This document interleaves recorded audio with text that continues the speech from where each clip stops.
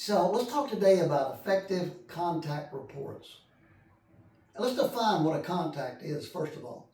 A contact is a meeting of substance between you and the donor or your prospective donor.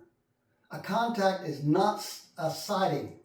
You don't see somebody at a ball game and come back and write that down as a contact. And remember, in earlier videos, I've talked about you have to have an objective. And so you have to observe and record everything you see. And here, I've been trying to teach this for development for years.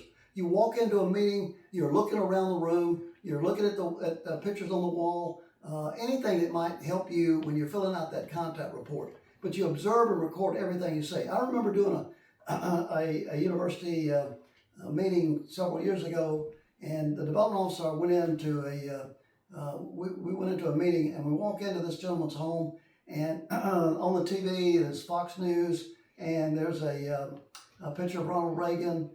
He immediately goes in and shuts the TV off, turns the TV off. You know, we don't talk politics at all, for sure, but we observed everything. We got back in the car. We had 26 things that we noticed or we observed. We wrote those down. Then we went back to the office and we began filling out our contact report. So it was a much better contact report. But anyway, you want to observe and record everything you see and hear. And let me tell you this too, you only record what you think the prospect is comfortable reading. This is not that confidential information.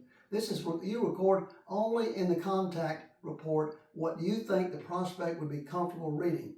And also in the contact report, you want to include names of friends, family, but most of all, how about names of pets? That's important.